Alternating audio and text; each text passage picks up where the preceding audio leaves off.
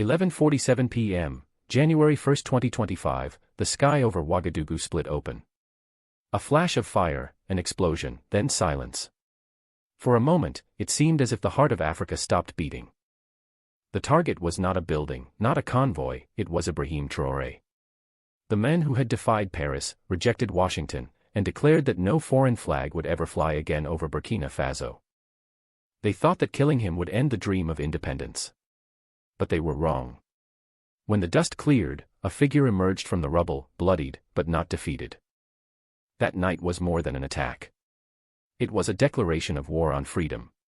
If you believe the truth needs to be known, stop for a moment, like, comment, and share this article. On the morning of January 2, 2025, AFP reported, the president of Burkina Faso, Captain Ibrahim Traoré, survived an organized assassination attempt in the capital Ouagadougou. Authorities are investigating. At the same time, CNN described, this was not a normal attack, but an attempt to erase the symbol of the African Renaissance movement. The streets were deserted. The sound of gunfire was sporadic, and the whole country held its breath. But amid the black smoke and fear, people began to realize something: the explosion was not just to kill a person, but to kill a belief. And when the belief is attacked, the whole nation rises up. This is where the real story begins. They say there was no moon that night. Ouagadougou lay in a thick fog. So quiet that you could hear footsteps on the sand. But west of the city, in a small military compound, the lights were still on. There, Ibrahim Traoré was meeting with his trusted officers, discussing the implementation of his Renaissance City plan. A project he believed would change the fate of an entire continent. When the bomb exploded, the ground shook like thunder. Windows shattered. Concrete walls cracked. People said they saw an orange flash lick the sky and disappear. In that moment, all of Africa held its breath.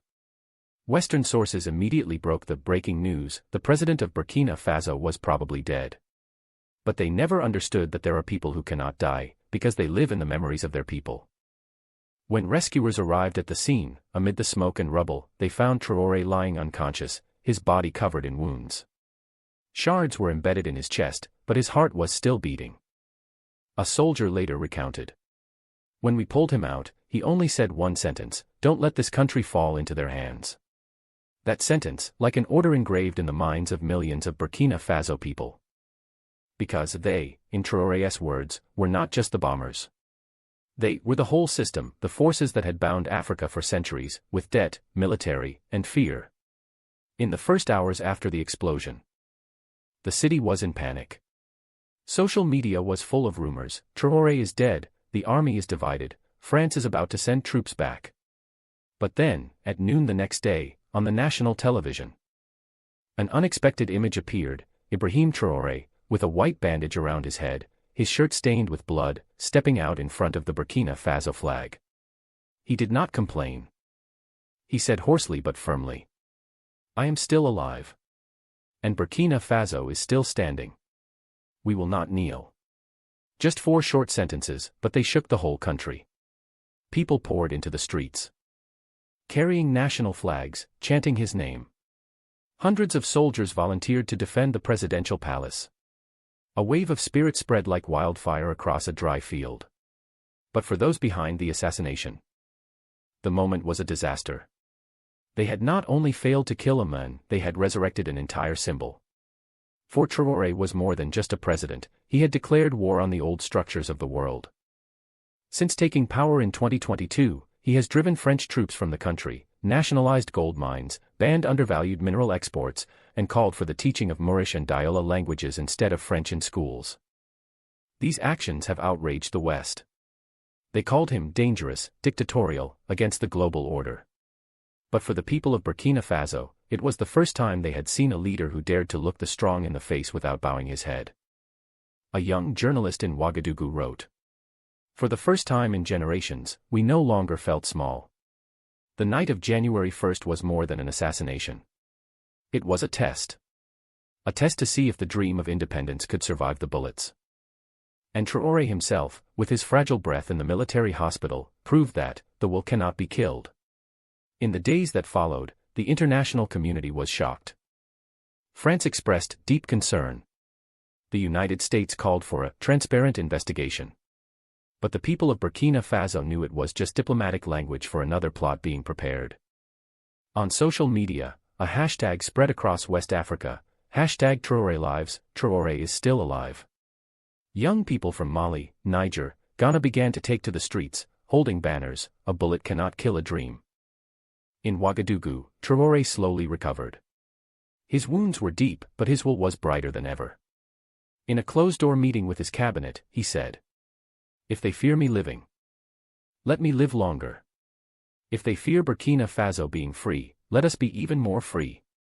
That statement, recorded and distributed, became the new manifesto of the times. People began to paint his portrait on walls, on trucks, on shirts. Artists wrote songs, poets wrote poems, and peasants told stories of the captain who survived the fire. But amid the wave of emotions, Traoré knew one thing clearly: this assassination was not the final act. It was the sign of a longer, quieter battle.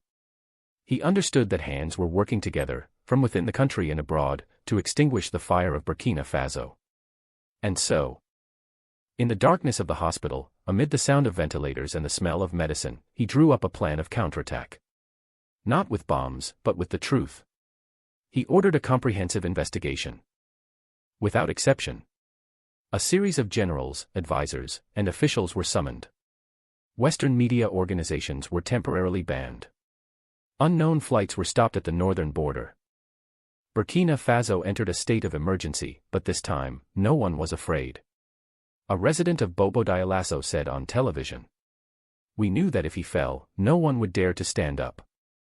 So we stood with him." From then on, the story was no longer just about Burkina Faso. Television stations in Bamako, Niamey, and Dakar began to broadcast the news continuously. In Lagos, students took to the streets with the slogan, "One Africa, One Soul, Traoré is us." The Pan-African movement suddenly came back to life like a fire blown from the ashes. Analysts in Paris and Washington were stunned. How can a man who has just escaped death shake the whole continent? But they did not understand, it is in the weakest moment that the spirit of a nation is strongest. A week after the assassination, Ibrahim Traoré returned to his office. He wore his old uniform, still stained with dried blood. On the table was a map of West Africa, with a red border connecting Burkina Faso, Mali, and Niger, the region known as the Alliance des États du Sahel AES. He looked up and said to his generals, "We are not just defending one country. We are defending the future of the continent." And so, from that fateful explosion on New Year's Eve, an alliance was reborn. Burkina Faso, instead of falling, became the epicenter of an African awakening. If you're reading this, stop for a second. If you believe that Ibrahim Traoré's courage is a beacon for a free Africa, leave your thoughts in the comments. Because this is not just his story, it is the story of all who refused to submit. No one gave orders. No one called the shots. There were no official flags, no parties, no sponsors. But millions of Kenyans acted as one. On social media, they called themselves the Saba generation, the seventh generation, the fearless generation. And something strange happened. In a society divided by race, class, and faith, they found something rare, a unity of heart. From Kisumu to Eldoret, from Nakuru to Mombasa, millions of voices chanting, "Ruto must go," echoed like waves across the Rift Valley. Police took to the streets. Tear gas filled the air. But the young people did not retreat. They sang. They danced. They held up placards reading, "We are not afraid anymore." Every video shot on a phone became a media bullet. Every tweet a manifesto. And in that flow, one name gradually became the symbol of resistance, Ibrahim Traoré. No one quite understood why a president in Burkina Faso could ignite a fire in the hearts of Kenya's youth. But they saw in his eyes, the young officer who dared to defy the IMF, who dared to expel the French, who dared to stand in the middle of a storm and say, "Freedom is not negotiable," a reflection of themselves. A country can be conquered, but not its spirit. Western analysts were bewildered. They could not explain why protest movements in Africa suddenly shared a common symbol. This is no longer anti-tax. An internal World Bank report read, "This is the beginning of a new ideology, the ideology of citizen sovereignty." On the night of July 9, when the Ruto government ordered a nationwide internet shutdown, they thought they could stifle the voices of the younger generation. But they forgot that an idea, once awakened, cannot be silenced. Young hacker groups in Nairobi immediately fought back. They opened up the internet via VPN, live-streamed via satellite, posted videos on Twitter, TikTok, Telegram. And within hours, the world witnessed an unprecedented reversal in Kenyan history. The people took control of the narrative. Not the national TV channel, not CNN, not the BBC. It was the young people. A girl named Atieno, a student at the University of Nairobi, live-streamed herself sitting in a cloud of tear gas, holding the hand of a crying boy. "We just want to live in a fair country," she said, tears mingling with the smoke. "We are not against Kenya, we are saving Kenya." The video went viral, shared more than 10 million times. Behind the scenes, international organizations were getting worried. If Ruto falls, it will be a chain of dominoes across East Africa, an EU policy advisor said in a leaked memo. Kenya must be kept stable at all costs. But that stability they were talking about was not peace, it was silent submission. Ruto, in a panic, ordered the army to protect national assets, in effect, to suppress civilians. Soldiers were deployed in central Nairobi. Gunfire erupted. People fell. But strangely, the more people fell, the larger the crowd grew. They were not afraid. They carried portraits of the dead, writing on them, "They didn't die in vain." The scene reminded many of the 1990s, when Kenya fought for multi-party democracy. But this time was different. There was no politician at the helm. There was no opposition party in charge. It was the first leaderless revolution in East Africa's history. And in the chaos, something profound was taking shape, the realization that real power lay not in the White House, not in the IMF, not in Congress, but in the people themselves. Groups of students began writing the New Citizens Charter, a manifesto shared via Telegram, inspired by Traoré's speeches. They wrote, "We, the Saba generation, declare that we will no longer accept any government that serves foreigners. We are not anti-national, we are anti-betrayal. We reclaim Kenya's voice, its resources, and its dignity." The manifesto spread like wildfire. Every city had handwritten copies, taped to walls. And behind it was a slogan that became the soul of the movement: "From Ouagadougou to Nairobi, Africa is rising." International television stations called it Africa's political earthquake. But for the people, it was just a long-buried truth emerging. On the 10th day of the movement, the unthinkable happened. Police officers began removing their helmets and standing with the protesters. One of them said to the camera, "We are tired of shooting at our brothers. Kenya is not our enemy." The video went viral across the continent. The power elite understood that they were losing control. What they thought was just a youth rebellion had now morphed into a new political movement, with the belief that the people could lead their own destiny without Western sponsors. On the streets of Nairobi, a group of students hung a large banner that read, "This is not about Ruto anymore. This is about freedom." It was the moment people understood, this fight was not just about overthrowing one man, but about reclaiming the soul of the nation. An elderly man in Mombasa said in an interview, "I have lived through 4 presidents. But for the first time, I see young people who do not ask permission to love this country." That's right. They do not wait for permission. They do not ask for the right to speak. They take it back. And in the heart of every young Kenyan, there seems to be a fire, the fire of Traoré, burning. Not because they want him to be their leader, but because he proves that it is possible. An ordinary person can stand up, confront the world, and win. The Saba movement became a symbol across the continent.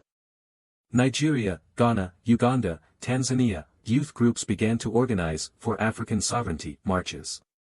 For the first time in decades, a new wave of unity was rising from the people, not from politicians. Since then, Kenya has never been the same. The people have tasted true freedom, and they know that no matter how many times the government changes, the real power is in their hands. If you are reading this, please share this article. Let the world know that Kenya is rewriting the definition of democracy. Let the flame of the Saba generation not be extinguished, because when the people speak with one voice, no government can silence them. By the 17th day of the movement, Kenya was no longer the same Kenya. The once silent streets were now open squares. Kenyan flags were flown upside down, not as an insult, but as a cry for help. Government buildings were turned into civic forums. There were no longer any boundaries between shopkeepers, engineers, students, or boda drivers. All of them, regardless of their profession or region, bore the same oath: we will not bow our heads again. And then, what the Ruto government feared most happened: economic paralysis. Banks suspended transactions. Electronic tax systems were attacked. Government payment gateways crashed repeatedly. Many foreign investors withdrew their funds, blaming political instability. But the people said, there is nothing more unstable than poverty. Behind the scenes, phone calls flew across the Atlantic. Washington called Ruto. London called Ruto. Paris called Ruto. The IMF issued a communiqué demanding restoration of order and financial stability. But what they called stability was the very shackles Kenyans were breaking. A leaked document from Kenya's cabinet revealed that over the past 8 years, more than 60% of the country's infrastructure budget had been financed by tied loans from the IMF and the World Bank. Every highway, every hospital, every power plant had a foreign contractor clause attached. That is, Kenyans paid the debt, while the profits flowed out of the country. And now, as the younger generation rose up, they were protesting not just against taxes. They were protesting against a global system designed to suffocate Africa. In Washington, a closed-door meeting took place at the IMF headquarters. One advisor said bluntly, if Kenya fails to retake control, the entire financial reform program in East Africa will collapse. Nigeria, Ghana, Ethiopia will follow suit. Another official replied, we cannot let Traoré be the model. This spread is out of control. The name Traoré echoed once again between the walls of global power, like a curse of freedom. Meanwhile, in Nairobi, thousands of people still poured into the streets. Old Mau Mau songs were reenacted to the beat of modern drums. Young people followed old people, carrying pictures of fallen heroes. A new slogan emerged. IMF, you can't tax our soul. IMF, you can't tax our soul. The words echoed across Africa like a refrain of the 21st century. Ruto sought a way out. He flew to Washington, met with the U.S. Treasury and IMF chief Kristalina Georgieva. The press called it a debt restructuring trip. But sources close to him revealed, in reality, he was asking for help. He needed protection, needed new money to ease the crisis. But in return, the IMF demanded harsher conditions: a VAT increase, a cut in fuel subsidies, cuts in civil service salaries. When the news leaked, Kenyan crowds erupted. They saw it as a declaration of treason. In churches, imams and pastors spoke out. In universities, professors lectured on economic sovereignty. On the streets, farmers carried placards that read, if Traoré dares to say no, we dare to say no. And so, the name Ibrahim Traoré ceased to be an unfamiliar symbol in West Africa. It became a rallying cry. Kenyans began calling him the African Lion. Videos of Traoré speaking at the United Nations, talking about non-negotiable freedom, were publicly projected on buildings in Nairobi. When the light shone on his face, with its red cap and determined gaze, the crowds applauded. A young man said in a live stream, we don't need anyone to lead us. But if we need a symbol, it's him. He doesn't talk about power, he talks about dignity. The Ruto government began to falter. Many MPs left the party. Some ministers declared they were on the side of the people. TV channels were banned from reporting, but netizens were shining a light. They called this period the revolution of light: no guns, no leaders, just the light of their phones and the truth. On July 19, Nairobi witnessed the largest march in its history. More than 3 million people poured into the streets, in absolute silence for 10 minutes. No shouts, no slogans, just silence. An international journalist wrote, it was the silence of a people saying the loudest thing: we have woken up. In that silence, something amazing happened. Special police units, which had been ordered to suppress, knelt down. An officer said over the loudspeaker, we have orders to shoot, but we cannot shoot at our own children. The moment went viral. CNN called it the breaking point of power. But for Kenyans, It was the beginning of justice. When the Western power system realized it was losing the battle of public opinion, it turned to a new tactic: economic strangulation. Credit institutions temporarily stopped dispersing loans. Coffee and tea exports were blocked by check of origin regulations. The shilling fell. But Kenyans no longer panicked. Instead, they launched a Buy Kenyan, Build Kenya campaign. Restaurants sold only local products. Student groups opened a Zero IMF market. And on each bag, they labeled, Made in Freedom. The world began to take notice. Analysts called it a model of civic self-reliance, a great experiment for Africa. For the people, it was just a survival instinct: if the global system wants to suffocate us with poverty, we will feed ourselves. Meanwhile, an unexpected event occurred. Burkina Faso, under the leadership of Ibrahim Traoré, sent a public message to the Kenyan people. Our brothers, know that Africa is watching you. Freedom is not given, it is won. When one people stands up, the whole continent stands up. The video was broadcast throughout Nairobi. People chanted, Ouagadougou with us. Africa with us. For the first time, Kenyans felt they were not alone. They were part of a larger movement, a new century liberation movement. That night, Ruto returned from the United States. The plane landed in silence. The presidential palace was surrounded by tens of thousands of people sitting quietly, not rioting. Just singing the national anthem. No one vandalized, no one attacked. They just sang. And the anthem was played not to glorify power, but to restore the soul of the country. In that building, Ruto looked down through the glass window. He saw the sea of people singing, and in that moment, he understood: a government can control the army, but it cannot control the hearts of its people. Global news agencies were full of stories. Reuters, Kenya faces a soft revolution. The Guardian, from Traoré to Nairobi, a new model of sovereignty is spreading across Africa. Al Jazeera, when young Africans say, enough. The international media, albeit reluctantly, had to admit, this was no longer a single movement. This was a continent-wide awakening. As the night in Nairobi faded, in the dim light of a phone, a student wrote on the wall of Parliament. We are not IMF projects. We are a people. And below, someone added. This is Africa's century. If you believe that freedom is non-negotiable, share this story. Don't let Kenya's history be just a short story in the international press. Let the world know that Africans are redefining human rights, with their own blood, tears and pride. Freedom is not a privilege, it is an instinct. And when that instinct is awakened, no power can stop it. 3 months after the assassination, Ibrahim Traoré was seen standing on the balcony of the Palace of the Revolution.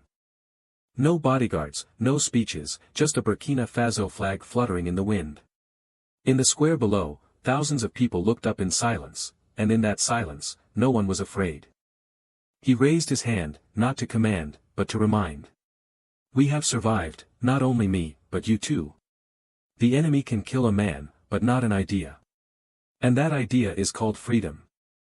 From Ouagadougou to Nairobi, from Bamako to Accra, those words echoed. Traoré is no longer called a leader, but a flame.